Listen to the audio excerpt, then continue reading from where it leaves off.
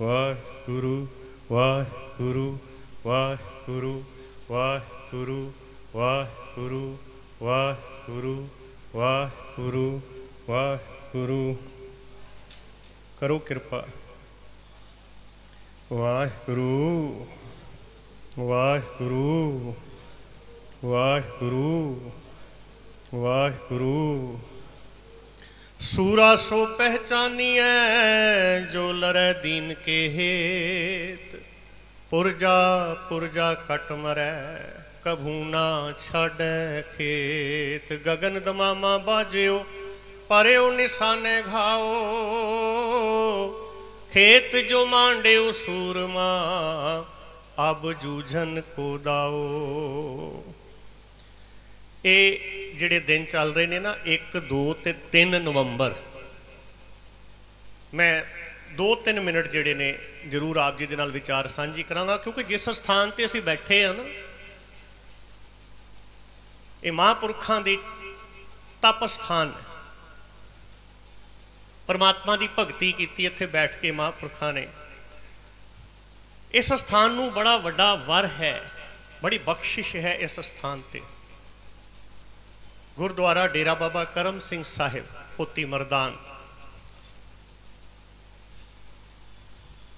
ਜਿਸ ਵੇਲੇ ਤੁਸੀਂ ਦਰਬਾਰ ਹਾਲ ਦੇ ਅੰਦਰ ਧੰਨ ਸ਼੍ਰੀ ਗੁਰੂ ਗ੍ਰੰਥ ਸਾਹਿਬ ਮਹਾਰਾਜ ਨੂੰ ਨਤਮਸਤਕ ਹੁੰਦੇ ਹੋ, ਮੱਥਾ ਟੇਕਦੇ ਹੋ, ਗੁਰੂ ਸਾਹਿਬ ਦੀ ਪਰਿਕਰਮਾ ਕਰਕੇ ਸੱਜੇ ਪਾਸੋਂ ਇਸ ਪਾਸੇ ਬਾਹਰ ਨਿਕਲਦੇ ਹੋ ਨਾ, ਤੇ ਸਾਹਮਣੇ ਇੱਕ ਕਮਰਾ ਬਣਿਆ ਹੋਇਆ ਛੋਟਾ ਜਿਹਾ,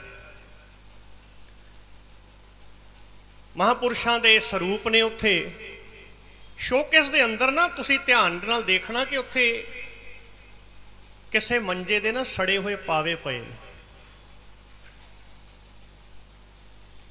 ਇਹਨਾਂ ਮੰਜਿਆਂ ਦੇ ਅਸੀਂ ਦਰਸ਼ਨ ਕੀਤੇ ਆ ਇਸ ਸਥਾਨ ਤੇ।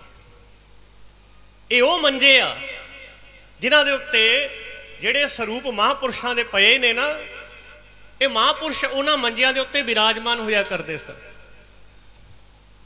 ਇਹਨਾਂ ਮੰਜਿਆਂ ਦੇ ਉੱਤੇ ਬੈਠ ਕੇ ਇਹਨਾਂ ਮਹਾਂਪੁਰਸ਼ਾਂ ਨੇ ਉਸ ਅਕਾਲ ਪੁਰਖ ਪਰਮਾਤਮਾ ਦਾ ਸਿਮਰਨ ਕੀਤਾ। ਇਹਨਾਂ ਮੰਜਿਆਂ ਦੀ ਇਹ ਹਾਲਤ ਹੋਈ ਸੀ 1984 ਦੇ ਵਿੱਚ। ਮੈਂ ਇਸ ਕਰਕੇ 2 ਮਿੰਟ ਆਪ ਜੀ ਦੇ ਲੈ ਰਿਹਾ, ਕਿਉਂਕਿ ਜਿਹੜਾ ਵਿਸ਼ਾ ਚੱਲਦਾ ਪਿਆ ਨਾ ਲੜੀਵਾਰ, ਬਾਬਾ ਫਰੀਦ ਜੀ ਜਿਨ੍ਹਾਂ ਦਾ ਸਿੱਖ ਧਰਮ ਦੇ ਨਾਲ ਕੋਈ ਸਰੋਕਾਰ ਨਹੀਂ, ਪਰ ਜਿਸ ਵੇਲੇ ਉਹਨਾਂ ਦੀ ਬਾਣੀ ਨੂੰ ਸ੍ਰੀ ਗੁਰੂ ਗ੍ਰੰਥ ਸਾਹਿਬ ਮਹਾਰਾਜ ਦੇ ਵਿੱਚ ਸਥਾਨ ਮਿਲਿਆ, ਤਾਂ ਫਿਰ ਉਹ ਵੀ ਗੁਰੂ ਨਾਨਕ ਦੇ ਬਰਾਬਰ ਬੈਠੇ ਹੋਏ।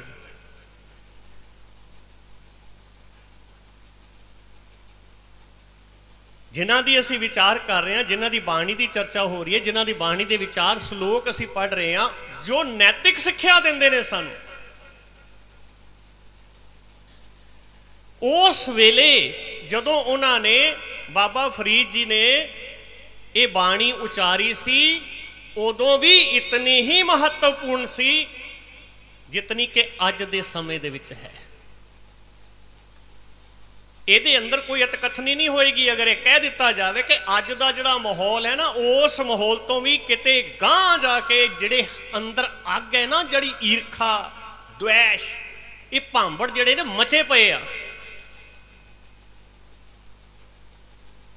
ਇਹ ਸਾਹਮਣੇ ਪ੍ਰਤੱਖ ਸਬੂਤ ਹੈ। ਇਹ ਉਹ ਥਾਂ ਹੈ ਜਿੱਥੇ ਖੱਤਰੀ, ਬ੍ਰਾਹਮਣ, ਸ਼ੂਦਰ, ਵੈਸ ਉਪਦੇਸ਼ ਚੌ ਵਰਨਾ ਕੋ ਸਾਂਝਾ। ਇਹ ਉਹ ਥਾਂ ਹੈ ਜਿੱਥੇ ਕੋਈ ਵੀ ਆਏ ਭੁੱਖੇ ਨੂੰ ਲੰਗਰ ਪ੍ਰਸ਼ਾਦਾ ਮਿਲਦਾ, ਲੋੜਵੰਦ ਨੂੰ ਆਸਰਾ ਮਿਲਦਾ। ਇਹ ਉਹ ਥਾਂ ਹੈ ਜਿਹੜਾ ਸਾਰਿਆਂ ਦੇ ਲਈ ਖੁੱਲ੍ਹਾ ਹੈ। ਤੇ ਇਸੇ ਥਾਂ ਨੂੰ ਅੱਗ ਲਾਈ ਗਈ, ਇਹਦੇ ਉੱਤੇ ਹਮਲਾ ਕੀਤਾ ਗਿਆ, ਤੇ ਉਹ ਸ੍ਰੀ ਗੁਰੂ ਗ੍ਰੰਥ ਸਾਹਿਬ ਮਹਾਰਾਜ ਦੇ ਪਾਵਨ ਸਰੂਪ ਜਿਹਦੇ ਵਿੱਚ ਬਾਬਾ ਫਰੀਦ ਜੀ ਵੀ ਬੈਠੇ ਹੋਏ ਨੇ, ਉਹਨਾਂ ਨੂੰ ਸਾੜਨ ਦੀ ਕੋਸ਼ਿਸ਼ ਕੀਤੀ ਗਈ। 1, 2 ਤੇ 3 ਨਵੰਬਰ, ਔਰ ਉਸ ਵੇਲੇ 1984 ਦੇ ਵਿੱਚ 2 ਨਵੰਬਰ ਨੂੰ ਗੁਰੂ ਨਾਨਕ ਦੇਵ ਮਹਾਰਾਜ ਦਾ ਪਾਵਨ ਪ੍ਰਕਾਸ਼ ਪੁਰਬ ਸੀ। ਇਸ ਸਥਾਨ ਦੇ ਉੱਤੇ ਨਿਸ਼ਾਨ ਸਾਹਿਬ ਦਾ ਚੋਲਾ ਜਿਹੜਾ ਸੀ ਰਹੇ ਸਨ, ਉਹਨਾਂ ਦੇ ਉੱਤੇ ਵੀ ਹਮਲਾ ਹੋਇਆ। क्योंकि इस स्थान के नाल बहुत पुराना संबंध है साडे परिवार का। और मेरी बड़ी खुशकिस्मती है, बड़ी बख्शिश है परमात्मा की कि संत बाबा महापुरुष कुलतार सिंह जी ने आप मेरा नाम रखा। जो सस्सा अखर आया निशान साहिब हेठा हुंदा सी, चलो निशान साहब के लागे मेरे फादर साहब दसते सन कि उन्होंने खड़े होकर कहा कि सस्सा अखर आया सरवण पुत्र होएगा दा ना स्वरण रख दे। आप ही जकारा छड़ता ये थां ते इस स्थान के उत्ते जिस वेले संत बाबा गुरदीप सिंह जी इस गद्दी ते विराजमान सन, इस स्थान को साड़न की कोशिश की गई। असी उन्हां शहीदां नूं चेते कर रहे हैं जिहड़े इन्हां 3 दिनां दे अंदर दिल्ली, कानपुर ते बोकारो, ये 3 शहर सन ऐसे जिहदे विच सब तो ज़्यादा सिखां नूं नुकसान होया, जानी ते माली। सरकारी जिहड़े आंकड़े सन उन्हां दे हिसाब दे नाल 2740 जिहड़े सिख जिहड़े ने वो पूरी दिल्ली दे विच शहीद होए। पर जेकर असी सच दसीए तो सिर्फ ईस्ट दिल्ली के अंदर, पूर्वी दिल्ली के अंदर 10,000 तो वध सिख जड़ा सी शहीद होया। कल्याणपुरी भरिया पिया। गामड़ी की गल करिए तो 22 साल उस गुरुद्वारे के उत्ते पुलिस की चौकी बनी रही सी। साडे परिवार के 4 जी गामड़ी के विच शादर के अंदर शहीद होए। ताया जी मेरे जिन्हां दा इत्थे बड़ा प्यार सी संतां दे नाल, उन्हां दे 2 बेटे, एक साडी भतीजी। ये वो दिन ने जिन्हां दे बारे चेते करदियां, उन्हां शहीदां नूं नतमस्तक होंदियां अपने जिहड़े बच्चे ने ना उन्हां नूं दसना है कि इस तरह का भी सरकारी कतलेआम हुंदा है, इस तरह भी सरकारां करदियां ने, ते सानूं लोड़ है सावधान होण दी। सानूं लोड़ है दिलां दे अंदर प्यार ते इत्तेफाक पैदा करन दी। सानूं लोड़ है वड्डी कि असी श्री गुरु ग्रंथ साहिब महाराज की इलाही बाणी दे नाल जुड़िए। क्योंकि जितना भी अत्याचार है, जितना भी जुर्म है, वो उदों ही हुंदा है जदों कोई जीव, कोई इंसान परमात्मा नूं भुल जांदा है। परमात्मा नूं विसार के इहो जे काम हुंदे ने। जिन्हां नूं परमात्मा चेते हुंदा ना, उन्हां दे अंदर डर हुंदा है, भै हुंदा है, उन्हां दे अंदर दया हुंदी है, उन्हां दे अंदर इस तरह की ईर्खा, क्रोध, द्वेष भावना नहीं हुंदी। गुरु साहिब कृपा करन उन्हां सारे शहीदां नूं जिहड़े इन्हां 3 दिनां दे विच शहीद होए अपने चरनां दे विच थां बख्शण। बाबा फरीद जी की बाणी जो लड़ीवार कल तक आप जी सरवण कर रहे सी, गुरु साहिब के बड़े प्यार वाले वख-वख विद्वान महापुरुष जिहड़े ने वो आप जी के दर्शन कर रहे हैं। और इस स्थान के मुख्य सेवादार संत बाबा अमरदीप सिंह जी, जिन्हां दा ये उपराला है, वीर हरपाल सिंह जी, जिन्हां ने ये बहुत वधिया मुबारक उपराला किया है। और संगतां तक ये जो स्नेहा है, ये जो मैसेज है बाणी का, वो पहुँच सके वध तो वध संगतां दा, ये बड़ा वड्डा उपराला है। गुरु साहिब कृपा करन। आओ इस विचार नूं जो लड़ीवार चल रहे अगे चलते हैं। अज जिहड़ा हुक्म होया है श्लोक नंबर 25, 26, 27, 28 ते 29 बाबा फरीद जी की बाणी है। श्लोक नंबर 25 जिहड़ा विचार कल भी होया आप जी दे नाल, भिजो सिजो कंबली अल्लै वरसो मेहो, जाए मिला तिना सज्जणा टुटो नाही नेहो। फरीदा मैं भोलावा पगदा मत मैली होए जाए, गहला रूह ना जाने सिर भी मिट्टी खाए। फरीदा शक्कर खंड निवात गुड़ माखियो माझा दुध, सब्बे वस्तु मिठियाँ रब ना पूजन तुद। फरीदा रोटी मेरी काठ की लावण मेरी भुख, जिन्हां खाधी चोपड़ी घड़े सहणगे दुख, रुखी सुखी खाए कै ठंडा पानी पियो, फरीदा देख पराई चोपड़ी ना तरसाए जियो।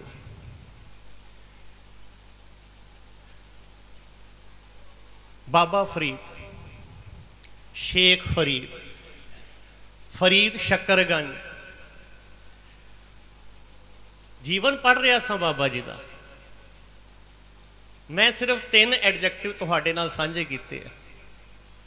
मैं हैरान होया, 100 एडजैक्टिव 100 विशेषण जिहड़े ने वो बाबा फरीद जी के नाम के नाल जुड़े।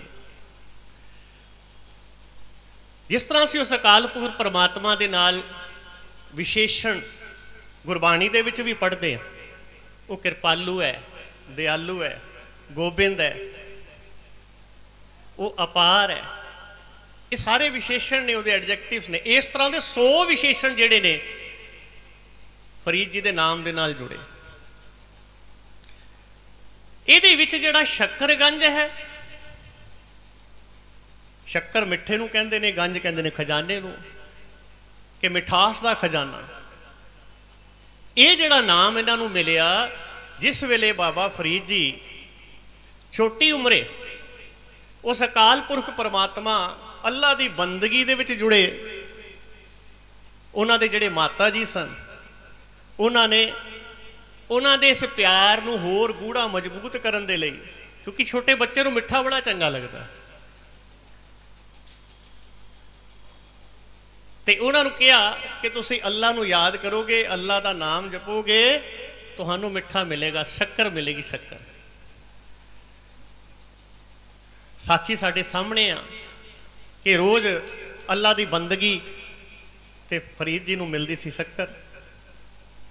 इत्थों उन्हां दा जिहड़ा सुभाअ है प्यार वाला, मिठास भरिया होया, ते उन्हां दा जिहड़ा ये सुभाअ अगे चलदा चलदा उन्हां दे नाम दे नाल शक्करगंज जिहड़ा शब्द जुड़िया। बड़े कमाल दा जीवन है। 15 साल की उम्र दे विच हज कर लिया। हज ये वो समा सी जदों ना तो कोई गड्डी व्हीकल सी, ना जहाज सी, या तो पैदल यात्रा हुंदी सी या फिर गड्डियां ते। तकरीबन 1.5 साल का समा लग्या फरीद जी नूं हज की यात्रा करन दे विच।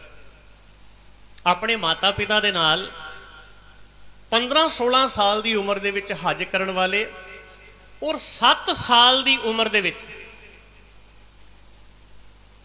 कुरान शरीफ दियां आयतां याद कर लैण वाले। कितना प्यार होएगा उन्हां दे अंदर। मुल्तान दे विच जन्म हुंदा है। हुण मैं तुहाडे नाल सांझ पावां कि इन्हां नूं बाबा शब्द किने दिता, क्योंकि कई बार भुलेखा लग जाता है कि श्री गुरु ग्रंथ साहिब महाराज दे विच उन्हां दी बाणी दर्ज हुई है, तो इस करके असी सत्कार दे नाल, प्यार दे नाल उन्हां नूं बाबा कहना शुरू करता होएगा। बाबा शब्द इन्हां दे नाम दे नाल किद्दां जुड़िया, ये भी बड़े कमाल दी घटना। मुल्तान दी धरती, 6 साल की उम्र है, फरीद जी मस्जिद के अंदर पढ़ रहे, क्योंकि उदों मदरसे हुंदे सन, स्कूल नहीं सन हुंदे, गुरुकुल हुंदे सन, मदरसे हुंदे सन। मदरसे दे विच पढ़ रहे सन तां दिल्लियों बख्तियार काकी वो मुल्तान पहुंचे। वो सबबी उस मस्जिद के अंदर पहुंचे जिथे फरीद जी 5 साल की 6 साल की उम्र दे विच पढ़ रहे हैं। उन्होंने बड़े ध्यान दे नाल देखिया कि एक बालक बड़े प्यार दे विच भिजिया होया किताब पढ़ रहा। उन्होंने लागे जाके पूछया, कहंदे की पढ़ रहे हो? मुंह उपर नहीं किया, देखिया नहीं कि किन्ने सवाल किया है, अपनी कंसनट्रेशन उत्थे किताब दे विच ही रखी। थल्ले इनू मूँह करके बिना उपर देखिया बचन कहे फरीद जी ने कि अल्फ बे पढ़ रहा। अगों सवाल आया, ਇਹਦੇ ਨਾਲ ਤੁਹਾਨੂੰ ਕਿਹੜਾ ਗਿਆਨ ਪ੍ਰਾਪਤ ਹੋਏਗਾ? ਹੁਣ ਫਰੀਦ ਜੀ ਨੇ ਉੱਪਰ ਨੂੰ ਦੇਖਿਆ, ਇਹ ਪੁੱਛ ਕੌਣ ਰਿਹਾ? ਪਹਿਲੇ ਸਵਾਲ ਦਾ ਜਵਾਬ ਬਿਨਾਂ ਦੇਖੇ ਦਿੱਤਾ ਤੇ ਕਿਹਨੇ ਪੁੱਛਿਆ? ਹੁਣ ਉੱਪਰ ਨੂੰ ਦੇਖ ਕੇ ਫਰੀਦ ਜੀ ਕਹਿਣ ਲੱਗੇ, ਮੈਨੂੰ ਨਹੀਂ ਪਤਾ ਇਹਦੇ ਨਾਲ ਕੀ ਗਿਆਨ ਮਿਲੇਗਾ। अगर कोई ज्ञान नहीं मिलेगा तो तुसी मैनू दसो मैं की पढ़ा जिहदे नाल मैनू ज्ञान मिले।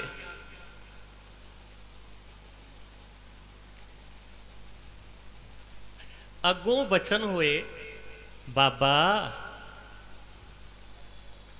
सबर रख,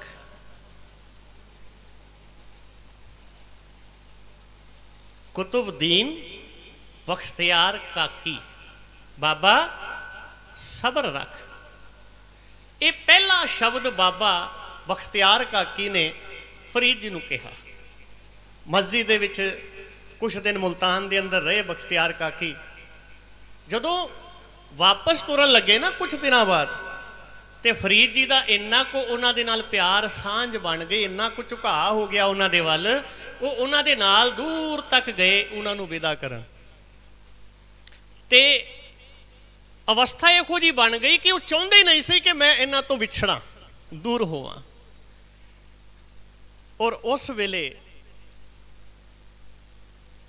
कुतुबुद्दीन जे अब्दुल बख्तियार काकी सन, उन्होंने दूजी बार शब्द कहा, बाबा खुदा दे घर दे विच ना सबर लोड़ींदा है। ये दो बार जदों बाबा शब्द फरीद जी नूं कहा बख्तियार काकी जी ने, ये नाम ये शब्द बाबा उन्हां दे नाम का हिस्सा बन गया। बड़े कमाल की गल। कुछ वड्डे होए ते अपने इस मुरशद नूं लभदे होए दिल्ली पहुंचे, जिस धरती ते असीं बैठे दिल्ली। बख्तियार काकी दिल्ली दे विच कित्थे जी? कुतुब मीनार दे नेड़े महरोली। बाबा फरीद जी इत्थे पहुंचे और आके बख्तियार काकी नूं अपना मुरशद धारिया, गुरु धारिया, गुरु धारण किया।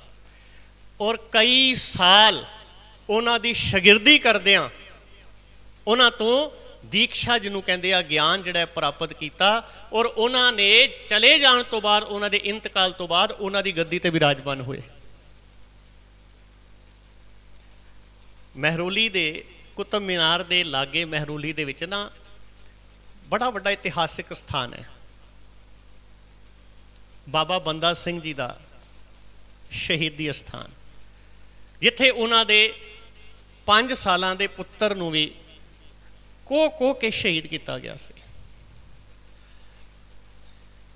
इतिहास नूं पढ़िए तो सवाल भी पैदा होंदा है कि गिरफ्तार किया गुरदास नंगल दे विच, जलूस की शक्ल दे विच सिखां दे नाल लैके आंदा गया लाल किले, शहीद किया गया कुतुब मीनार दे नेड़े भी। क्यों, की कारण सी? बख्तियार काकी दी उस मजार दे सामने मुगल बादशाह बहादुर शाह जफर की कबर है, मोती मस्जिद दे विच। वो मोती मस्जिद उसने बहादुर शाह ने बनाई सी। बहादुर शाह की मौत बाबा बंदा सिंह बहादुर दे खौफ करके हुई सी। इस करके फर्रुख सियार कहता कि इनू उत्थे जाके शहीद करना, उसकी आत्मा नू शांति मिलेगी।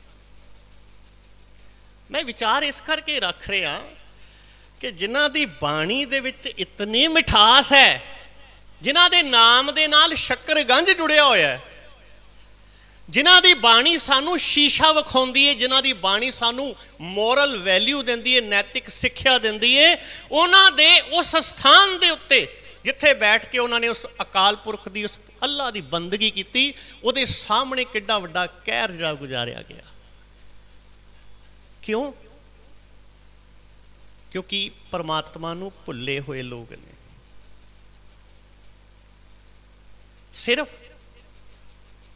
किसी धर्म नूं, किसी धर्म दीआं मर्यादावां नूं, किसी धर्म दे ड्रैस कोड नूं अपने जीवन दे विच लागू कर लैण नाल कोई धर्मी नहीं हो जाता।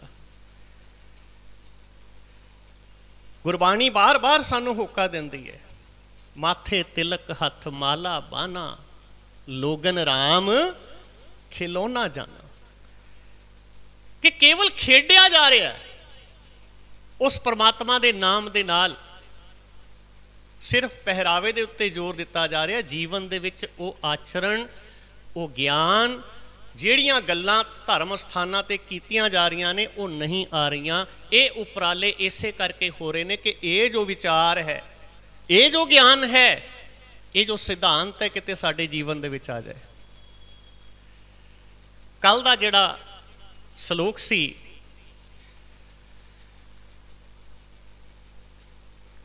ਭਿੱਜੋ ਸਿੱਜੋ ਕੰਬਲੀ ਅੱਲੇ ਵਰਸੋ ਮੇਹੋ, ਜਾਏ ਮਿਲਾਂ ਤਿਨਾ ਸੱਜਣਾ ਟੁੱਟੋ ਨਾ ਹੀ ਨੇਹੋ।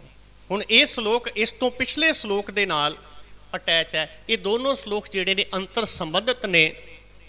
ਫਰੀਦਾ ਗਲੀਏ ਚਿੱਕੜ ਦੂਰ ਘਰ, ਨਾਲ ਪਿਆਰੇ ਨੇਹੋ, ਚਲਾਂ ਤਾਂ ਭੀਜੈ ਕੰਬਲੀ ਰਾਹਾਂ ਤਾਂ ਟੁੱਟੈ ਨੇਹੋ। ਹੁਣ ਉਦਾਹਰਣ ਦਿੱਤਾ ਗਿਆ ਚਿੱਕੜ ਦਾ, ਗੱਲ ਕੀਤੀ ਗਈ ਹੈ ਗਲੀ ਦੀ। ਅਸੀਂ ਉਸ ਗਲੀ ਦੇ ਵਿੱਚ, ਉਸ ਗਲੀ ਦੇ ਚਿੱਕੜ ਦੇ ਵਿੱਚ ਆਪਣੇ ਮਨ ਨੂੰ ਲੈ ਕੇ ਜਾ ਰਹੇ ਹਾਂ, ਪਰ ਜਿਹੜਾ ਚਿੱਕੜ ਅੰਦਰ ਪੈ ਗਿਆ ਹੈ,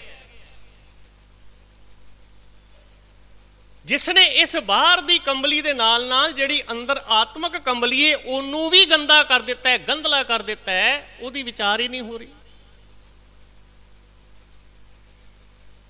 ਗੁਰੂ ਸਾਹਿਬ ਬਾਣੀ ਦੇ ਵਿੱਚ ਕਹਿੰਦੇ ਨੇ ਕਿ ਮੂਤ ਪਲੀਤੀ ਕੱਪੜ ਹੋਏ ਦੇ ਸਾਬਣ ਲਈਏ। ਉਹ ਤਾਂ ਭਾਈ ਇਹ ਗੰਦਗੀ ਤਾਂ ਤੂੰ ਧੋ ਲੇਗਾ।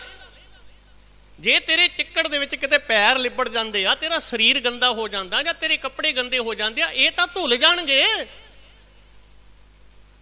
ਪਰ ਉਸ ਚਿੱਕੜ ਦਾ ਕੀ ਜਿਹੜਾ ਤੈਨੂੰ ਅੰਦਰੋਂ ਮੈਲਾ ਕਰ ਰਿਹਾ, ਜਿਹੜਾ ਤੈਨੂੰ ਅੰਦਰੋਂ ਗੰਦਾ ਕਰ ਰਿਹਾ। ਫਰੀਦ ਜੀ ਕਹਿੰਦੇ ਕਿ ਇਹ ਹਾਲਤ ਬਣੀ ਪਈ ਸਮਾਜ ਦੇ ਵਿੱਚ ਕੁਝ ਲੋਕਾਂ ਦੀ, ਇਸ ਤਰ੍ਹਾਂ ਦੀ ਪੋਜੀਸ਼ਨ ਬਣ ਗਈ ਹੈ ਕਿ ਅੰਦਰ ਇਤਨੀ ਮੈਲ, ਇਤਨੀ ਗੰਦਗੀ, ਇਤਨਾ ਕਿੱਚੜ ਆ ਗਿਆ ਹੈ ਕਿ ਪਰਮਾਤਮਾ ਤੋਂ ਉਹਨਾਂ ਦੀ ਵਿੱਥ, ਉਹਨਾਂ ਦਾ ਵਿਛੋੜਾ, ਉਹਨਾਂ ਦੀ ਦੂਰੀ ਉਤਨੀ ਜ਼ਿਆਦਾ ਵੱਧ ਗਈ। ਕਿਉਂਕਿ ਪਰਮਾਤਮਾ ਤਾਂ ਪਵਿੱਤਰਤਾ ਦਾ ਨਾਂ ਹੈ, ਤੇ ਜੇ ਅੰਦਰ ਮੈਲ ਹੈ ਤਾਂ ਫਿਰ ਉੱਥੇ ਪਰਮਾਤਮਾ ਦਾ ਨਾਮ ਨਹੀਂ ਰਹਿ ਸਕਦਾ। ਉੱਥੇ ਪਰਮਾਤਮਾ ਨਹੀਂ, ਉਹ ਪਰਮਾਤਮਾ ਤੋਂ ਵਿੱਥ ਦੂਰੀ ਵੱਧਦੀ ਚਲੀ ਜਾਏਗੀ। ਤੇ ਬਾਬਾ ਫਰੀਦ ਜੀ ਅੱਗੇ ਕਹਿੰਦੇ ਨੇ, ਚੱਲਾਂ ਤਾਂ ਭੀਜੈ ਕੰਬਲੀ ਰਾਹਾਂ ਤਾਂ ਟੁੱਟੈ ਨੇਹੋ। ਕਹਿੰਦੇ ਜੇਕਰ ਮੈਂ ਇਹਨਾਂ ਵਿਚਾਰਾਂ ਦੇ ਨਾਲ ਇਹੋ ਜਿਹੀ ਗੰਦਗੀ ਜਾਂ ਇਹੋ ਜਿਹੀ ਸੋਚ ਵਿਚਾਰ, ਮਾੜੇ ਖਿਆਲ ਆਪਣੇ ਅੰਦਰ ਰੱਖਦਾ ਤਾਂ ਮੇਰਾ ਜੀਵਨ ਜਿਹੜਾ ਗੰਧਲਾ ਹੁੰਦਾ ਹੈ। ਤੇ ਜੇਕਰ ਮੈਂ ਨਹੀਂ ਜਾਂਦਾ ਤਾਂ ਉਸ ਪਰਮਾਤਮਾ ਦੇ ਨਾਲ ਮੇਰਾ ਜਿਹੜਾ ਪਿਆਰ ਹੈ ਨਾ ਉਹ ਟੁੱਟਦਾ ਹੈ, ਉਹ ਖਤਮ ਹੁੰਦਾ ਹੈ। ਅੱਗੇ ਬਾਬਾ ਜੀ ਕਹਿੰਦੇ ਨੇ, ਫਰੀਦਾ ਭਿੱਜੋ ਸਿੱਜੋ ਕੰਬਲੀ ਅੱਲੇ ਵਰਸਮਿਓ। ਕਹਿੰਦੇ ਪਰ ਜੇ ਉਸ ਪਰਮਾਤਮਾ ਦੇ ਨਾਮ ਰੂਪੀ ਅੰਮ੍ਰਿਤ ਵਰਖਾ ਦੇ ਵਿੱਚ ਕਿਤੇ ਇਹ ਕੰਬਲੀ ਭਿੱਜ ਜਾਏ। ਇਹ ਕੰਬਲੀ ਕਿਹੜੀ ਹੈ? ਗੁਰਬਾਣੀ ਦੇ ਵਿੱਚ ਸ਼ਬਦ ਆਉਂਦਾ, ਝਿਮ ਝਿਮ ਵਰਸੈ ਅੰਮ੍ਰਿਤ ਧਾਰਾ, ਮਨ ਪੀਵੈ ਸੁਣ ਸ਼ਬਦ ਵਿਚਾਰਾ। ਇਹ ਮਨ ਦੀ ਗੱਲ ਹੋ ਰਹੀ ਹੈ, ਤਨ ਦੀ ਗੱਲ ਨਹੀਂ ਹੋ ਰਹੀ। ਕਹਿੰਦੇ ਜੇ ਕਿਤੇ ਪ੍ਰਮਾਤਮਾ ਦੇ ਨਾਮ ਰੂਪੀ ਉਸ ਅੰਮ੍ਰਿਤ ਵਰਖਾ ਦੇ ਅੰਦਰ ਕਿਤੇ ਉਸ ਕਿਣਮਿਣ ਦੇ ਵਿੱਚ ਕਿਤੇ ਇਹ ਮਨ ਭਿੱਜ ਜਾਏ, ਅੱਲੇ ਵਰਸੋ ਮੇਹ, ਉਹਦਾ ਮੇਹ ਤੇ ਵਰਸ ਰਿਹਾ ਹੈ, ਉਹਦੀ ਤੇ ਕਿਰਪਾ ਸਾਰੇ ਪਾਸੇ ਹੋ ਰਹੀ ਹੈ। ਅਸੀਂ ਉਹ ਵੱਖਰੀਆਂ ਵੱਖਰੀਆਂ ਛਤਰੀਆਂ ਲੈ ਕੇ ਬੈਠੇ ਹੋਏ ਹਾਂ, ਕਿਤੇ ਕੋਈ ਕਿਣਕਾ ਮਾਤਰ ਉੱਤੇ ਡਿੱਗ ਨਾ ਜਾਏ। ਸਾਡੀ ਕੋਸ਼ਿਸ਼ ਇਹ ਹੋ ਰਹੀ ਹੈ ਕਿ ਕਿਤੇ ਅਸੀਂ ਨਾ ਭਿੱਜ ਜਾਈਏ। ਅਸੀਂ ਆਪਣੇ ਆਪ ਨੂੰ ਭਿੱਜਣ ਨਹੀਂ ਦੇ ਰਹੇ, ਜਦ ਕਿ ਉਸ ਪ੍ਰਮਾਤਮਾ ਦੇ ਨਾਮ ਦੀ ਵਰਖਾ ਹੋ ਰਹੀ ਹੈ, ਲਗਾਤਾਰ ਹੋ ਰਹੀ ਹੈ, ਉਹਦੀ ਕਿਰਪਾ ਵਰਸ ਰਹੀ ਹੈ। ਤੇ ਫਰੀਦ ਜੀ ਕਹਿੰਦੇ ਨੇ, ਭਿੱਜੋ ਸਿੱਜੋ ਕੰਬਲੀ ਅੱਲੇ ਵਰਸੋ ਮਿਓ, ਜਾਏ ਮਿਲਾਂ ਤਿਨਾ ਸੱਜਣਾ ਟੁੱਟੋ ਨਾਹੀ ਨੇਹੋ। ਕਿ ਉਸ ਪਰਮਾਤਮਾ ਦੀ ਮਿਹਰ ਰੂਪੀ ਵਰਖਾ ਦੇ ਵਿੱਚ ਕਿਤੇ ਮੇਰਾ ਮਨ ਭਿੱਜ ਜਾਏ, ਮੇਰੇ ਮਨ ਦੇ ਅੰਦਰ ਉਹਦਾ ਪਿਆਰ ਬਣ ਜਾਏ, ਤਾਂਗ ਪੈਦਾ ਹੋ ਜਾਏ, ਤੇ ਮੈਂ ਜਾ ਕੇ ਧਾ ਕੇ ਉਹਨੂੰ ਮਿਲਾਂ, ਮੈਂ ਭੱਜ ਕੇ ਉਹਨੂੰ ਮਿਲਾਂ, ਆਪਣਾ ਆਪ ਉਹਨੂੰ ਸਮਰਪਿਤ ਕਰ ਦਿਆਂ। ਇਹ ਕੱਲ ਤੱਕ ਦੇ ਵਿਚਾਰ ਇੱਥੇ ਭਾਈ ਸਾਹਿਬ ਜੀ ਦਾ ਹੁਕਮ ਹੋਇਆ ਸੀ ਕਿ ਸ਼ਲੋਕ ਨੰਬਰ 25 ਦੀ ਗੱਲ ਆਪ ਜੀ ਨੇ ਕਰਕੇ ਫਿਰ ਅੱਗੇ ਚੱਲਣਾ। ਗੁਰੂ ਸਾਹਿਬ ਕਿਰਪਾ ਕਰਨ, ਜਿਹੜਾ ਸ਼ਲੋਕ ਨੰਬਰ 26 ਹੈ ਬਾਬਾ ਜੀ ਦਾ, ਫਰੀਦਾ ਮੈਂ ਪੋਲਾਵਾ ਪੱਗ ਦਾ, ਮਤ ਮੈਲੀ ਹੋਏ ਜਾਏ, ਗਹਿਲਾ ਰੂਹ ਨਾ ਜਾਣਈ, ਸਿਰ ਵੀ ਮਿੱਟੀ ਖਾਏ। ਸ਼ੀਸ਼ਾ ਦਿਖਾਇਆ ਜਾ ਰਿਹਾ, ਸ਼ੀਸ਼ਾ। ਸਾਡਾ ਸਾਰਾ ਦਾ ਸਾਰਾ ਜ਼ੋਰ ਨਾ ਆਪਣੇ ਆਪ ਨੂੰ, ਆਪਣੀ ਸ਼ਖਸੀਅਤ ਨੂੰ ਸਵਾਰਨ ਦੇ ਵਿੱਚ ਲੱਗਾ ਹੋਇਆ, ਬਾਹਰੋਂ। ਕਿਉਂਕਿ ਸ਼ਖਸੀਅਤ ਸੰਪੂਰਨ ਤਾਂ ਹੁੰਦੀ ਹੈ, ਕੋਈ ਇਨਸਾਨ ਕੰਪਲੀਟ ਤਾਂ ਹੁੰਦਾ ਹੈ ਜਦੋਂ ਉਹਦੀ ਬਾਹਰ ਦੀ ਔਰ ਅੰਦਰਲੀ ਸ਼ਖਸੀਅਤ ਜਿਹੜੀ ਹੈ ਨਾ ਕੰਪਲੀਟ ਹੋਵੇ, ਦੋਨੋਂ ਇਨ ਟਿਊਨ ਹੋਣ। ਇਹ ਸਾਰਾ ਦਾ ਸਾਰਾ ਉਪਰਾਲਾ ਗੁਰੂ ਸਾਹਿਬ ਨੇ ਸਾਡੀ ਝੋਲੀ ਦੇ ਵਿੱਚ ਪਾਇਆ ਹੀ ਇਸੇ ਕਰਕੇ ਆਏ ਖਜ਼ਾਨਾ। ਅਸੀਂ ਇਨ ਟਿਊਨ ਹੋਣਾ ਹੈ, ਪਰ ਅਸੀਂ ਇਨ ਟਿਊਨ ਹੋ ਨਹੀਂ ਪਾ ਰਹੇ, ਕਿਉਂਕਿ ਅਸੀਂ ਬਾਹਰ ਦੇ ਦਿਖਾਵੇ ਦੇ ਵਿੱਚ, ਭੇਸ ਦੇ ਵਿੱਚ ਆਪਣੇ ਆਪ ਨੂੰ ਸਮਾਜ ਦੇ ਸਾਹਮਣੇ ਵਧੀਆ ਦਿਖਾਉਣ ਦੇ ਲਈ ਜ਼ੋਰ ਲਾ ਰਹੇ ਹਾਂ।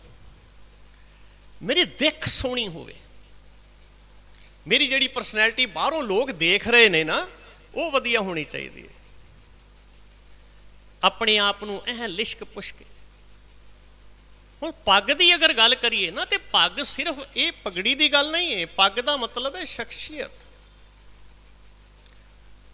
ਪੱਗ ਦਾ ਮਤਲਬ ਹੈ ਸਾਡੀ ਸ਼ਾਨ, ਸਾਡੀ ਪਛਾਣ। ਤੇ ਬਾਬਾ ਜੀ ਕਹਿੰਦੇ ਨੇ ਕਿ ਮੈਂ ਭੋ ਲਾਵਾ ਪੱਗ ਦਾ। ਮੈਂ ਤੇ ਭੁੱਲਿਆ ਹੀ ਫਿਰਦਾ ਸੀ, ਕਿਤੇ ਮੇਰੀ ਇਹ ਪੱਗ ਨਾ ਮੈਲੀ ਹੋ ਜਾਏ। ਸਮਾਜ ਦੇ ਬਹੁਤ ਸਾਰੇ ਜਿਹੜੇ ਗਿਣਤੀ ਲੋਕ ਨੇ, ਉਹ ਇਸੇ ਭੁਲਾਵੇ ਦੇ ਵਿੱਚ, ਇਸੇ ਭੁਲੇਖੇ ਦੇ ਵਿੱਚ ਨੇ। ਉਹ ਕੀ ਕਹੇਗਾ, ਉਹ ਕੀ ਸੋਚੇਗਾ, ਉਹਨੇ ਕੀ ਕਿਹਾ, ਉਹਦਾ ਕੀ ਹੁਕਮ ਹੈ, ਇਹਦੀ ਵਿਚਾਰ, ਇਹਦੀ ਗੱਲ ਨਹੀਂ ਹੋ ਰਹੀ। ਰਿਸ਼ਤੇਦਾਰ ਲੋਕ ਕੀ ਕਹਿਣਗੇ, ਲੋਕ ਕੀ ਸੋਚਣਗੇ, ਇਹਦੇ ਉੱਤੇ ਜ਼ੋਰ ਦਿੱਤਾ ਜਾ ਰਿਹਾ ਹੈ। ਔਰ ਉਹਨਾਂ ਨੂੰ ਹੀ ਪ੍ਰਸੰਨ ਕਰਨ ਦੇ ਲਈ ਆਪਣੇ ਇਸ ਸਰੂਪ ਨੂੰ ਸਜਾਇਆ ਤੇ ਸੰਵਾਰਿਆ ਜਾ ਰਿਹਾ। ਤੇ ਬਾਬਾ ਫਰੀਦ ਜੀ ਕਹਿੰਦੇ, ਕਿੱਥੇ ਭੁਲੇਖੇ ਖਾਏ ਬੈਠੇ ਹੋ ਭਾਈ। ਕਹਿੰਦੇ ਇਸ ਸਰੀਰ ਦੀ ਗੱਲ ਕਰ ਰਹੇ ਹੋ, ਇਸ ਪਰਸਨੈਲਿਟੀ ਦੀ, ਇਸ ਪੱਗ ਦੀ ਗੱਲ ਕਰ ਰਹੇ ਹੋ, ਇਹਦੀ ਚਿੰਤਾ ਕਰ ਰਹੇ ਹੋ। ਭੁੱਲ ਗਏ ਕਿ ਜਿਸ ਸਿਰ ਦੇ ਉੱਤੇ ਇਹ ਪੱਗ ਬੰਨੀ ਹੈ, ਜਿਸ ਸਰੀਰ ਨੂੰ ਸਵਾਰ ਕੇ ਰੱਖਿਆ ਜਾ ਰਿਹਾ, ਇਹ ਵੀ ਮਿੱਟੀ ਦੇ ਵਿੱਚ ਮਿਲ ਜਾਣਾ, ਇਹ ਵੀ ਮਿੱਟੀ 'ਚ ਰਲ ਜਾਣਾ। ਭਾਈ ਗੁਰਦਾਸ ਜੀ ਆਪਣੀਆਂ ਵਾਰਾਂ ਦੇ ਵਿੱਚ ਲਿਖਦੇ ਨੇ ਕਿ ਬੜੀ ਖੂਬਸੂਰਤ ਸਿਰ ਦੇ ਉੱਤੇ ਅਗਰ ਦਸਤਾਰ ਸਜੀ ਹੈ ਔਰ ਜੀਵਨ ਦੇ ਵਿੱਚ ਸੱਚ ਨਹੀਂ ਹੈ, ਤਾਂ ਉਹ ਦਸਤਾਰ ਦੀ ਕੋਈ ਸ਼ਾਨ ਨਹੀਂ ਹੈ। ਉਸ ਦਸਤਾਰ ਦੀ ਕੋਈ ਸ਼ਾਨ ਨਹੀਂ। ਅੱਜ ਕੱਲ੍ਹ ਨਾ ਇੱਕ ਸ਼ਬਦ ਬੜਾ ਵਰਤਿਆ ਜਾ ਰਿਹਾ ਹੈ, ਉਹਨੇ ਦਸਤਾਰ ਦੇ ਵਿੱਚ ਆਪਣਾ ਸਿਰ ਫਸਾਇਆ ਹੋਇਆ। ਇਹ ਸ਼ਬਦ ਆਮ ਵਰਤਿਆ ਜਾ ਰਿਹਾ। ਕਿਉਂ ਵਰਤਿਆ ਜਾ ਰਿਹਾ? ਕਿਉਂਕਿ ਉਹ ਦਸਤਾਰ ਸਜਾ ਕੇ ਸਿਰ ਦੇ ਉੱਤੇ ਉਹ ਕੰਮ ਕਰ ਰਿਹਾ ਜਿਹੜੇ ਗੁਰੂ ਨੂੰ ਨਹੀਂ ਭਾਉਂਦੇ, ਜੋ ਗੁਰੂ ਦੇ ਸਿਧਾਂਤ ਤੋਂ ਬਾਹਰ ਨੇ, ਜੋ ਗੁਰੂ ਦੇ ਹੁਕਮ ਤੋਂ ਬਾਹਰ ਨੇ।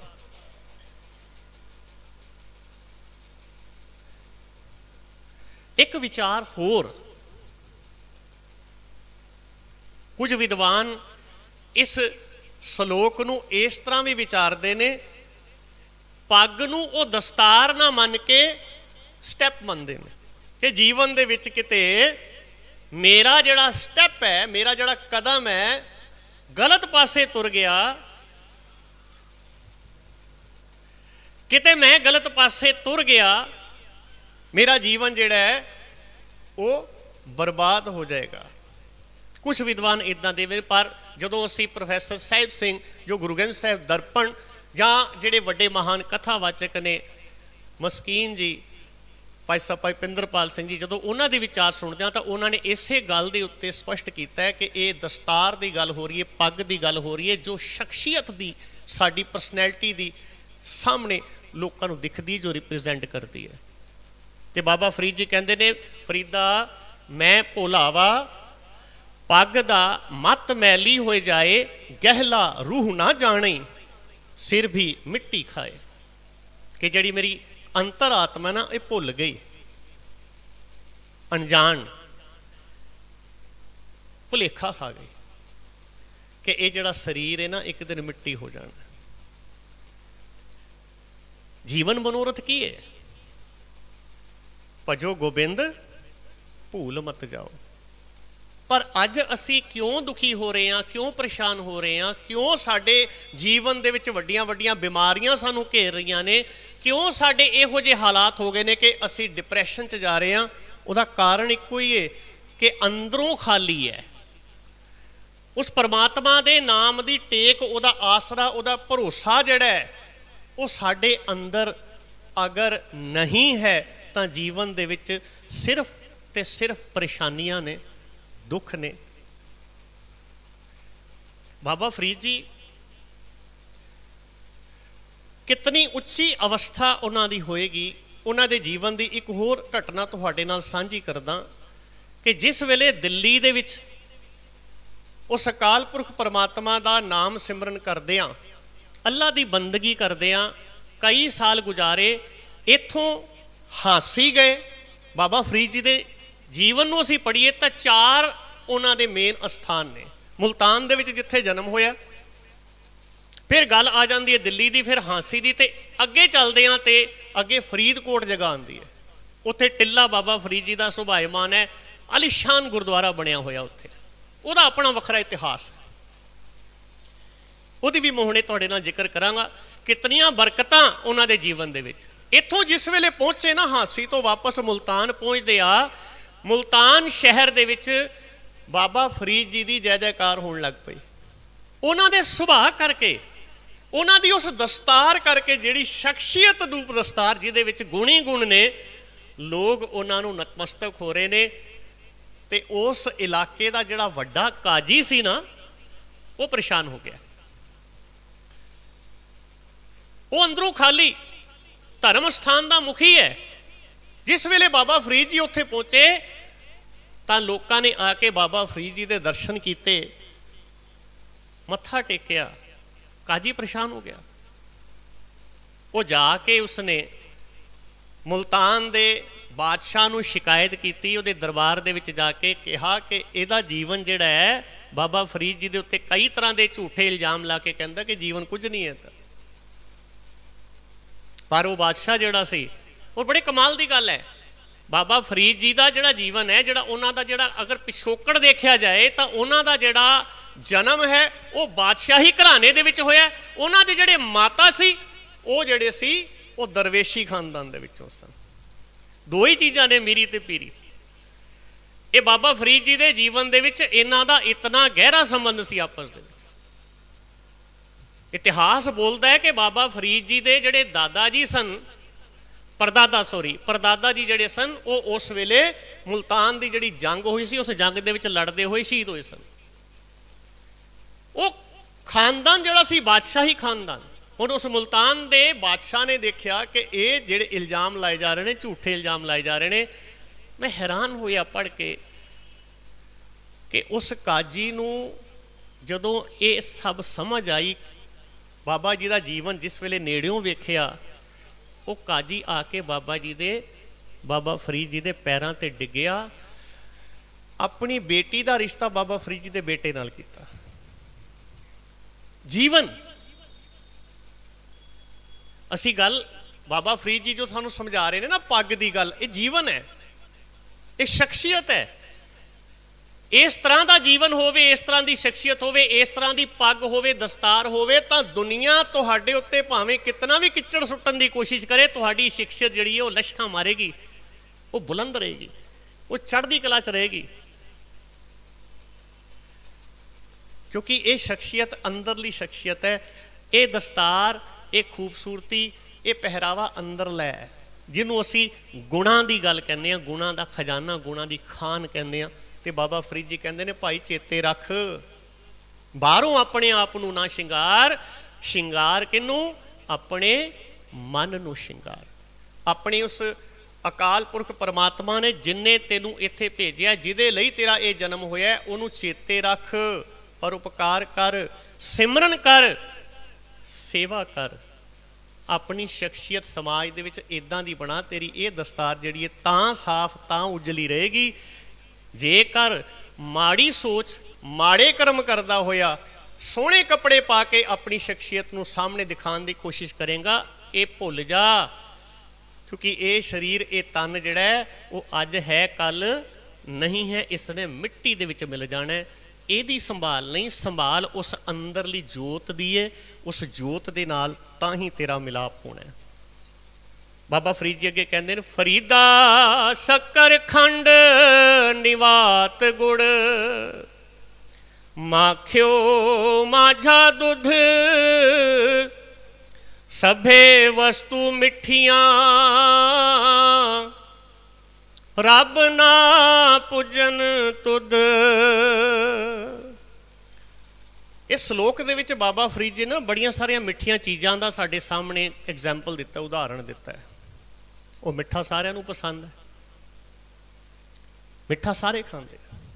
ਬਾਬਾ ਫਰੀਦ ਜੀ ਕਹਿੰਦੇ ਨੇ, ਫਰੀਦਾ ਸ਼ੱਕਰ ਖੰਡ, ਦੇਸੀ ਜਿਹੜੀ ਸ਼ੱਕਰ ਹੁੰਦੀ ਹੈ, ਗੁੜ ਤੋਂ ਬਣਦੀ ਹੈ, ਉਸਨੂੰ ਜੈਗਰੀ ਪਾਊਡਰ ਵੀ ਕਹਿੰਦੇ ਨੇ ਇੰਗਲਿਸ਼ ਦੇ ਵਿੱਚ। ਖੰਡ ਚੀਨੀ, ਚੀਨੀ ਨੂੰ ਟਿਪੀਕਲ ਪੰਜਾਬੀ ਦੇ ਵਿੱਚ ਖੰਡ ਕਹਿੰਦੇ ਨੇ। ਨਿਵਾਤ ਮਿਸ਼ਰੀ, ਮਿਠਾਸ ਦੇ ਭਰੇ ਹੋਏ ਨੇ ਆ ਸਾਰੇ। ਗੁੜ ਗੰਨੇ ਦੇ ਰਸ ਦੇ ਨਾਲ ਬਣਦਾ, ਜੈਗਰੀ। ਮਾਖਿਓ ਸ਼ਹਿਦ, ਅਸੀਂ ਸਾਰਿਆਂ ਨੇ ਸ਼ਹਿਦ ਦਾ ਵੀ ਸਵਾਦ ਵੇਖਿਆ, ਗੁੜ ਦਾ ਵੀ ਵੇਖਿਆ, ਮਿਸ਼ਰੀ ਦਾ ਵੀ ਵੇਖਿਆ, ਸ਼ੱਕਰ ਦਾ ਵੀ ਵੇਖਿਆ ਤੇ ਚੀਨੀ ਦਾ ਵੀ ਵੇਖਿਆ। ਸਾਰੀਆਂ ਚੀਜ਼ਾਂ ਮਿੱਠੀਆਂ ਨੇ। ਬਾਬਾ ਜੀ ਕਹਿੰਦੇ ਨੇ ਕਿ ਇਤਨੀਆਂ ਮਿੱਠੀਆਂ ਚੀਜ਼ਾਂ ਨੇ, ਲੋਕੀ ਖਾਂਦੇ ਆ, ਪਰ ਇਹਨਾਂ ਮਿੱਠੀਆਂ ਚੀਜ਼ਾਂ ਨੂੰ ਖਾਣ ਦੇ ਨਾਲ, ਸਵਾਦ ਲੈਣ ਦੇ ਨਾਲ ਸੁਭਾਅ ਦੇ ਵਿੱਚ ਮਿਠਾਸ ਨਹੀਂ ਆਉਂਦੀ।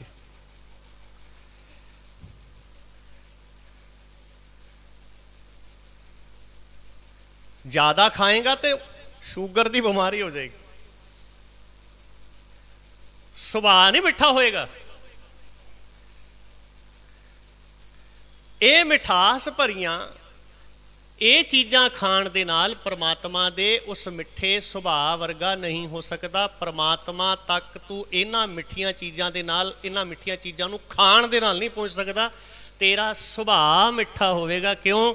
ਤਾਂ ਤੂੰ ਉੱਥੇ ਪਹੁੰਚੇਗਾ। ਬਾਣੀ ਕਹਿੰਦੀ ਹੈ, ਮਿੱਠ ਬੋਲੜਾ ਜੀ ਹਰ ਸੱਜਣ ਸੁਆਮੀ ਮੋਰਾ, ਹਉ ਸੰਮਲ ਥੱਕੀ ਜੀ ਉਹ ਕਦੇ ਨਾ ਬੋਲੇ ਕੌੜਾ। ਸੁਭਾਅ ਮਿੱਠਾ ਚਾਹੀਦਾ ਸੀ। ਫਿਰ ਗੱਲ ਫਿਰ ਉੱਥੇ ਹੀ ਸਿਧਾਂਤ ਤੇ ਆ ਜਾਂਦੀ ਹੈ ਕਿ ਸਾਰਾ ਜ਼ੋਰ ਸਰੀਰ ਵੱਲ ਹੈ,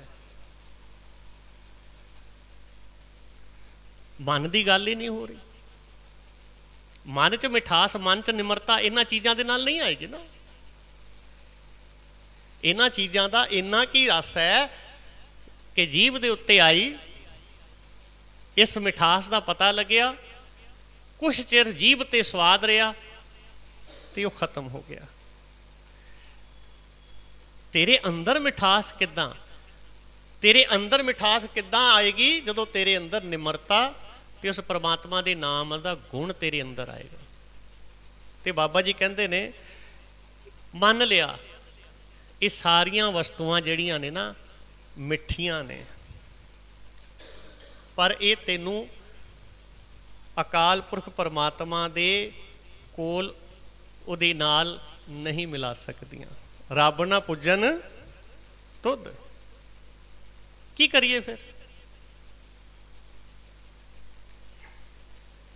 ਉਸ ਮਿੱਠ ਬੋਲੜੇ ਨੂੰ ਮਿਲਣਾ ਹੈ ਤੇ ਮਿੱਠਾ ਖਾਣ ਨਾਲ ਨਹੀਂ ਮਿਲ ਸਕਦੇ ਤੇ ਕਿੱਦਾਂ ਮਿਲਾਂਗੇ? ਕੀ ਕਰਨਾ ਪਏਗਾ? ਉਹਦੇ ਵਰਗਾ ਸੁਭਾਅ ਬਣਾਉਣਾ ਪਏਗਾ, ਉਹਦੇ ਵਰਗੀ ਬੋਲੀ ਬੋਲਣੀ ਪਏਗੀ, ਉਹ ਸ਼ਬਦ ਬੋਲਣੇ ਪੈਣਗੇ। ਫੇਰ ਕੇ ਅੱਗੇ ਰੱਖੀਐ ਜਿਤ ਦਿਸੈ ਦਰਬਾਰ, ਮੂੰਹੋਂ ਕੇ ਬੋਲਣ ਬੋਲੀਐ ਜਿਤ ਸੁਣ ਧਰੇ। ਕਿਹੜੇ ਬੋਲ ਬੋਲੀਏ ਫਿਰ? ਤੇ ਗੁਰੂ ਸਾਹਿਬ ਨੇ ਨਾ ਬਾਣੀ ਦੇ ਵਿੱਚ ਸਾਰਾ ਕੁਝ ਸਾਡੇ ਸਾਹਮਣੇ ਰੱਖਿਆ, ਪਰੋਸਿਆ ਹੋਇਆ ਥਾਲ ਦੇ ਅੰਦਰ। ਕਿਹੜੇ ਬੋਲ ਬੋਲੀਏ?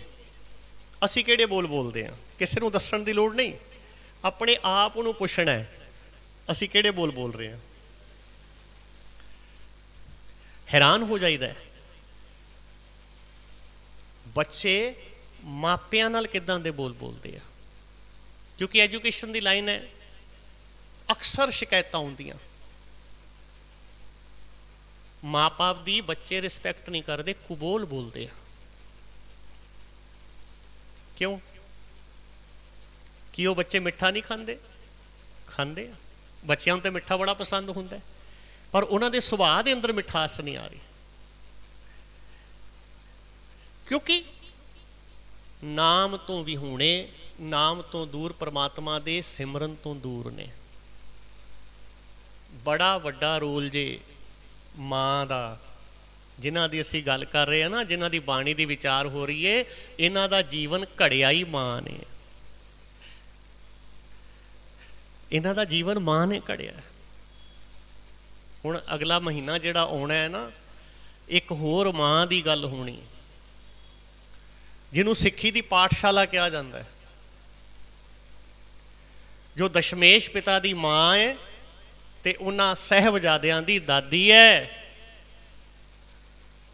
ਜਿਨ੍ਹਾਂ ਨੂੰ ਗੋਦੀ ਦੇ ਵਿੱਚ ਬਿਠਾ ਕੇ ਪੋਹ ਦੇ ਮਹੀਨੇ ਦੇ ਵਿੱਚ ਉਹ ਪੜ੍ਹਾ ਦਿੱਤਾ ਕਿ ਸੰਸਾਰ ਦੇ ਵਿੱਚ ਉਹ ਮਿਸਾਲ ਕਾਇਮ ਕਰ ਗਏ, ਜਿਨ੍ਹਾਂ ਦੇ ਵਰਗਾ ਦੂਜਾ ਉਦਾਹਰਣ ਹੀ ਕੋਈ ਨਹੀਂ। ਉਹ ਰਹਿੰਦੀ ਦੁਨੀਆ ਤੱਕ ਉਦਾਹਰਣ ਆਣਾ ਵੀ ਕੋਈ ਨਹੀਂ ਉਹਨਾਂ ਵਰਗਾ। ਇਹ ਕਿੱਥੋਂ ਇਹ ਸਾਰੀ ਬਖਸ਼ਿਸ਼ ਹੋ ਰਹੀ ਹੈ? ਇੱਕ ਉਹ ਸਮਾਂ ਸੀ ਜਿਸ ਵੇਲੇ ਅਸੀਂ ਇਸ ਧਰਤੀ ਦੇ ਉੱਤੇ ਉਹ ਨਜ਼ਾਰੇ ਆਪ ਦੇਖੇ ਆ। ਇਸ ਧਰਤੀ ਤੇ ਇਹ ਸਥਾਨ ਨਹੀਂ ਸੀ ਉਦੋਂ ਸਾਹਮਣੇ ਜਿੱਥੇ ਡਿਸਪੈਂਸਰੀ ਹੈ ਨਾ, ਇੱਥੇ ਵੱਡਾ ਦਰਬਾਰ ਹੁੰਦਾ ਸੀ। ਇਸ ਜਗ੍ਹਾ ਦੇ ਉੱਤੇ ਬੜਾ ਵੱਡਾ ਬੋਹੜ ਦਾ ਦਰਖਤ ਹੁੰਦਾ ਸੀ, ਔਰ ਸਾਹਮਣੇ ਜਿਹੜਾ ਸਥਾਨ ਹੈ ਨਾ, ਇੱਥੇ ਮਹਾਂਪੁਰਖਾਂ ਦਾ ਆਸਣ ਹੁੰਦਾ ਸੀ, ਖੁੱਲਾ ਵਿਹੜਾ ਹੁੰਦਾ ਸੀ। ਝਾੜੂ ਦੀ ਸੇਵਾ ਕਰਦੇ ਹਾਂ ਅਸੀਂ ਆਪ ਦੇਖਿਆ ਮਾਵਾਂ ਨੂੰ, ਜਿਨ੍ਹਾਂ ਨੇ ਬੱਚਿਆਂ ਨੂੰ ਜਨਮ ਦੇਣਾ ਸੀ। ਅੱਜ ਕੀ ਹਾਲਤ ਹੈ? ਅੱਜ ਜੰਮਦੇ ਬੱਚੇ ਜਿਨ੍ਹਾਂ ਨੂੰ ਅਜੇ ਬੋਲਣਾ ਨਹੀਂ ਆਉਂਦਾ, ਕੁਝ ਨਹੀਂ ਪਤਾ, ਉਹਨਾਂ ਦੇ ਲਾਗੇ ਮੋਬਾਈਲ ਛੱਡ ਦਿੱਤਾ ਜਾਂਦਾ ਹੈ। ਉਹਨਾਂ ਬੱਚਿਆਂ ਨੂੰ ਮੋਬਾਈਲ ਦੇ ਨਾਲ ਆਰੇ ਲਾ ਦਿੱਤਾ ਜਾਂਦਾ ਹੈ। ਮਾਂ ਦਾ ਬੜਾ ਵੱਡਾ ਰੋਲ ਹੈ। ਇਹ ਸਭ ਕੁਝ ਪ੍ਰਾਪਤੀ ਮਾਂ ਚਾਹੇ ਤਾਂ ਬੱਚੇ ਨੂੰ ਭਗਤ ਬਣਾ ਦੇ, ਮਾਂ ਚਾਹੇ ਤਾਂ ਬੱਚੇ ਨੂੰ ਡਾਕੂ ਬਣਾ ਦੇ, ਮਾਂ ਚਾਹੇ ਤੇ ਬੱਚੇ ਨੂੰ ਦਾਨਵੀਰ ਸੂਰਮਾ ਬਣਾ ਦੇ। ਜਨਨੀ ਜਨੇ ਤਾਂ ਭਗਤ ਜਨ ਕਹਿ, ਦਾਤਾ ਕਹਿ ਸੂਰ, ਨਹੀਂ ਤਾਂ ਜਨਨੀ ਬਾਝ ਰਹੋ ਕਾਹੇ ਗਵਾਵੇ ਨੂੰ। ਇਹ ਜਨਨੀ ਜੋ ਹੈ, ਇਹਦੇ 'ਚ ਬੜੀ ਵੱਡੀ ਤਾਕਤ ਹੈ। ਅੱਜ ਲੋੜ ਹੈ ਜਿੱਥੇ ਭਗਤ ਬਾਣੀ ਦੇ ਨਾਲ ਅਸੀਂ ਜੁੜ ਰਹੇ ਹਾਂ, ਬਾਬਾ ਫਰੀਦ ਜੀ ਦੀ ਬਾਣੀ ਨੂੰ ਅਸੀਂ ਵਿਚਾਰ ਰਹੇ ਹਾਂ, ਉੱਥੇ ਬਾਬਾ ਫਰੀਦ ਜੀ ਦੇ ਮਾਤਾ ਦੇ ਜੀਵਨ ਦੇ ਵਿੱਚ ਅਸੀਂ ਆਪਣੀ ਸਿੱਖਿਆ ਗ੍ਰਹਿਣ ਕਰੀਏ ਕਿ ਇੱਦਾਂ ਦਾ ਜੀਵਨ ਮਾਂ ਦਾ ਹੋਣਾ ਚਾਹੀਦਾ ਹੈ।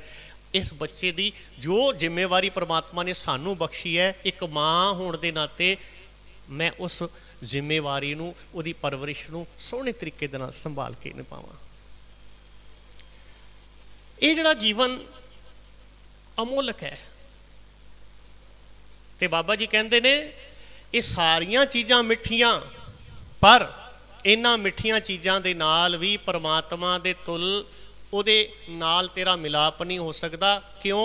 जद तक तेरे अंदर जो है वो मिठास नहीं आएगी। सभे वस्तु मिठियां रब ना पुजन तुद। ते जीवन दे विच निमरता, प्यार, मिठास ये तेरे अंदर आवे, तेरे मन दे विच आवे, तेरी बोली दे विच आवे, तेरे सुभाअ दे विच आवे, तो मिलापड़ा होवे। धन गुरु नानक देव जी महाराज वर्गा जे कोई पत्थर मारे ते तेरे मूहों बचन निकलन, वसे रहो। कितना प्यार, कितनी ठंडक, कितनी निमरता कि थले अग बलदी होवे, लोह दे उत्ते चौंकड़ा मार के वचन कहे जा रहे होन, तेरा किया मीठा लागे। ते साडे सवेरे दिन चढ़दियां ही उलांबे शुरू हो जाते हैं। उलांबे पंजाबी का शब्द है उलांबा। 1430 अंग ने श्री गुरु ग्रंथ साहिब महाराज दे। एक भी पंक्ति, एक भी शब्द उलांबे का नहीं है। सिमरन है, अरदास है, प्यार है, भगती की गल है, उपदेशात्मक जीवन, नैतिक सिक्ख्या है, पर किते उलांबा नहीं है। साडे जीवन दे विच ये उलांबा शब्द कित्थों आ गया? इन्ना जा दुख, इन्नी जी तकलीफ, ते अंदरों इहो जे शब्द निकलते ने, हैरान हो जाइदा है। मैं अक्सर बच्चों नाल गल करदा हुन्ना, मैं क्या बेटा वखरी क्लास दे विच तुहानूं वखरा सिलेबस मिलदा है, बड़ा तुहानूं चाह चढ़दा है। क्लास नवीं दे विच जांदे हो, नवीं किताबां तुहानूं मिलदियां ने, उहदे विच नवे नवे लैसन हुंदे ने, वो लैसन तुहानूं पढ़ाए जाते आ, तुहाडा टैसट लिया जाता है, मसां ही तुहानूं याद कराया जाता है। कई बार तुहाडे दो बार टैसट लिए जाते हैं, तुहानूं याद कराया जाता है, बार बार याद कराया जाता कि याद कर लो, ये अच्छियां गल्लां ने। तो मैं बच्चों नूं पुछदा, मैं क्या बेटा मैनूं ये दसो किहड़ी क्लास दी किहड़ी किताब दे विच तुहानूं गालां लिखा के पढ़ाईयां गईयां सी?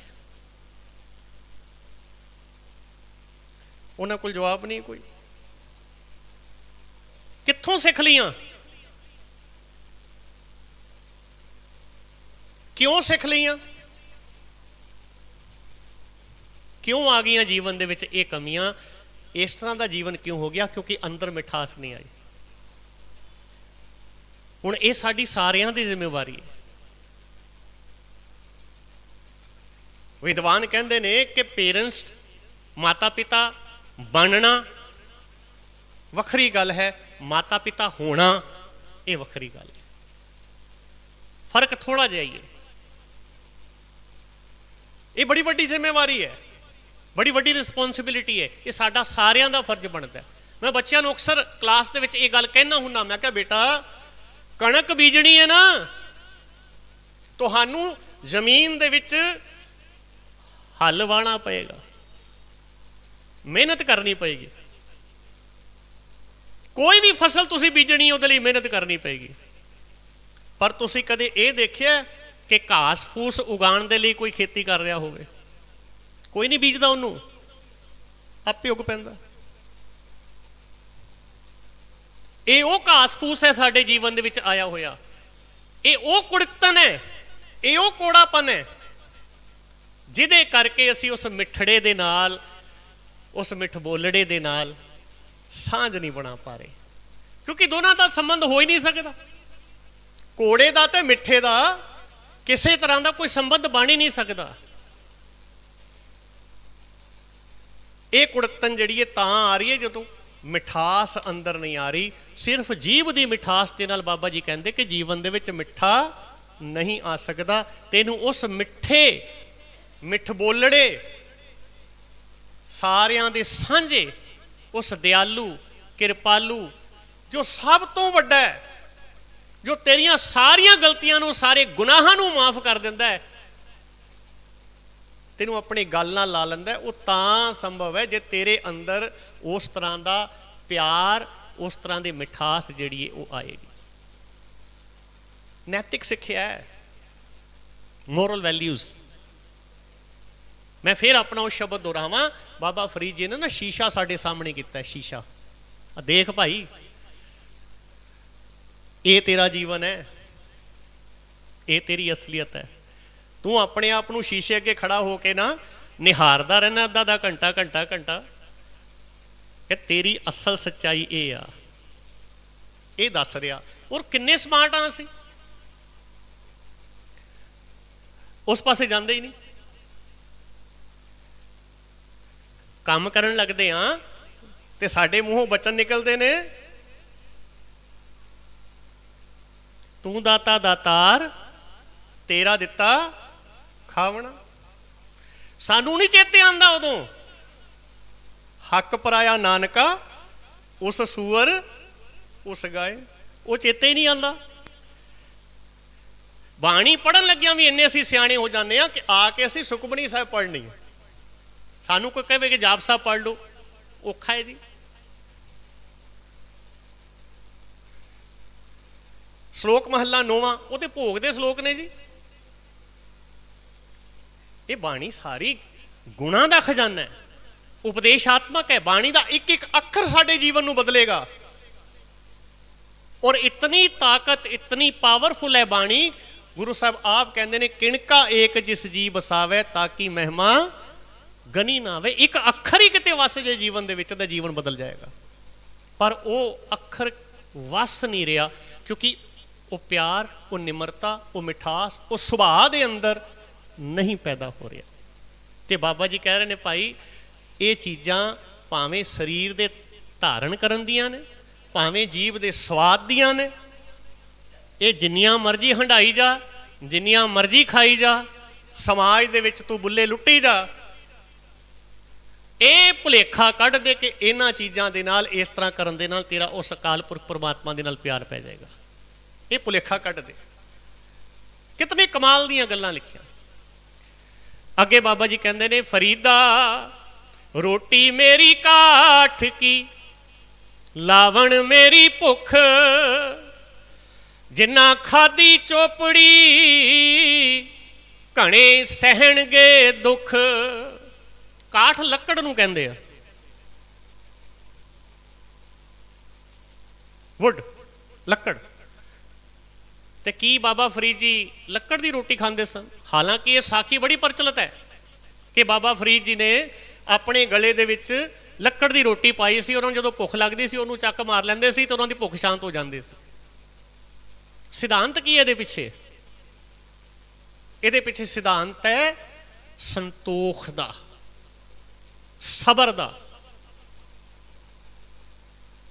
बाबा जी कहते हैं कि जदों तेनू भुख लगे ना, अज असी बहुते टाइम रोटी खा रहे हैं, बहुती बार रोटी खा रहे हैं, भुख करके नहीं, स्वाद करके। वो बड़े हैरान होने, घरां दे विच ऑनलाइन रोटी मंगाई जाती है और वो आइटम मंगाई जांदियां ने जिहड़ियां साडे शरीर नूं दुख दिंदियां ने, कष्ट दिंदियां ने, बीमारियां दिंदियां ने। किसी तरह का उन्हां दे नाल कोई फायदा नहीं हुंदा।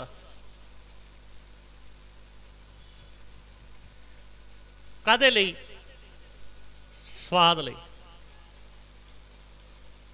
सानू याद है जदों असीं school time they which school जांदे हुंदे सां ते साडा जिहड़ा टिफिन हुंदा सी ना,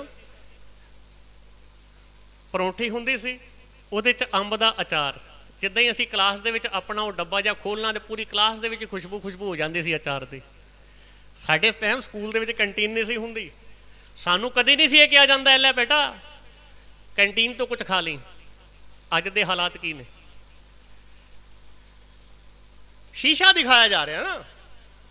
अज दे हालात की ने? किसी नूं दस्सण दी लोड़ नहीं, अपने आप विचारना है असीं कि कित्थे पहुंच गए असीं, कौन जिम्मेवार है। जगह जगह के उत्ते वड्डे वड्डे हॉस्पिटल बन रहे हैं, जगह जगह के उत्ते वड्डे वड्डे क्लीनिक बन रहे हैं, वड्डियां वड्डियां बीमारियां सानू घेर रही ने। क्यों? ਫਰੀਦ ਜੀ ਕਹਿੰਦੇ ਨੇ ਰੋਟੀ ਮੇਰੀ ਕਾਟ ਕੀ ਲਾਵਣ ਮੇਰੀ ਭੁੱਖ। ਲਾਵਣ ਕੀ ਹੈ? ਲਾਵਣ ਸਬਜ਼ੀ ਨੂੰ ਕਹਿੰਦੇ ਨੇ ਜੋ ਰੋਟੀ ਦੇ ਨਾਲ ਲਗਾ ਕੇ ਖਾਈ ਜਾਂਦੀ। ਕਹਿੰਦੇ ਮੈਂ ਭੁੱਖ ਨੂੰ ਸਬਜ਼ੀ ਬਣਾਇਆ। ਪਰ ਸਾਡੀ ਅੱਜ ਹਾਲਤ ਇਹ ਆ ਕਿ ਸਾਡੇ ਆਪਣੇ ਸਾਹਮਣੇ ਬਿਹਤਰੀਨ ਖਾਣਾ ਪਿਆ ਹੋਵੇ, ਬਿਹਤਰੀਨ, ਪਰ ਸਾਡਾ ਧਿਆਨ ਦੂਜੇ ਦੀ ਥਾਲੀ ਵੱਲ, ਸਾਡਾ ਧਿਆਨ ਦੂਜੇ ਵੱਲ ਹੈ। ਵੱਡੇ ਦੁੱਖ ਦਾ ਕਾਰਨ ਹੀ ਇਹ ਆ, ਸਬਰ ਨਹੀਂ ਹੈ, ਸੰਤੋਖ ਨਹੀਂ ਹੈ ਜੀਵਨ ਦੇ ਵਿੱਚ। ਫਰੀਦ ਜੀ ਇਸ ਸ਼ਲੋਕ ਦੇ ਵਿੱਚ ਔਰ ਇਸ ਤੋਂ ਜਿਹੜਾ ਅਗਲਾ ਸ਼ਲੋਕ ਹੈ ਨਾ, ਇਹ ਦੋਨੋਂ ਇੰਟਰਲੇਟਡ ਨੇ, ਅੰਤਰ ਸੰਬੰਧਿਤ ਨੇ।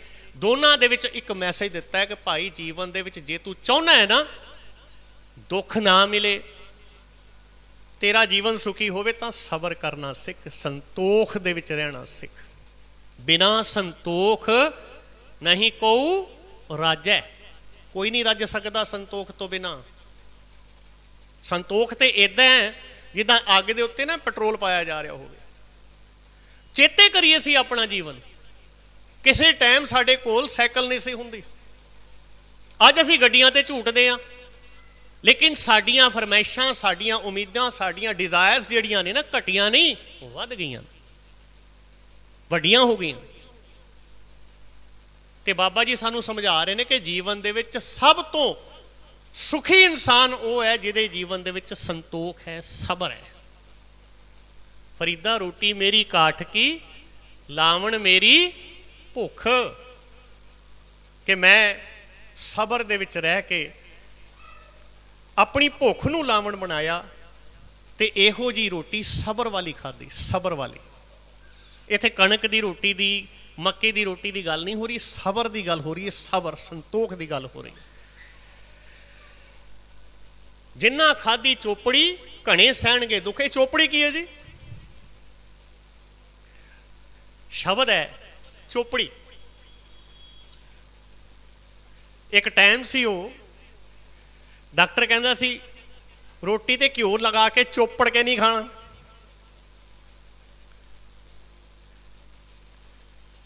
ਹਾਰਟ ਦੇ ਵਿੱਚ ਨਾ ਆਰਟਰੀਜ਼ ਜਿਹੜੀਆਂ ਬਲੌਕ ਹੋ ਜਾਣਗੀਆਂ। ਅੱਜ ਡਾਕਟਰ ਕੀ ਕਹਿੰਦਾ? ਘਿਓ ਖਾਇਆ ਕਰੋ, ਘਿਓ ਖਾਣਾ ਚੰਗਾ ਹੁੰਦਾ। ਬਈ ਇਹ ਡਾਕਟਰ ਤੇ ਚੱਲਦੇ ਨੇ ਆਪਣੇ ਹਿਸਾਬ ਨਾਲ।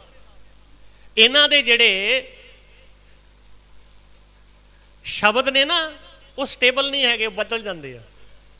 ਪਰ ਇਹ ਜਿਹੜਾ ਵੱਡਾ ਡਾਕਟਰ ਹੈ ਨਾ, ਇਹਦੇ ਸ਼ਬਦ ਨਹੀਂ ਕਦੇ ਬਦਲਦੇ, ਇਹ ਅਟੱਲ ਨੇ।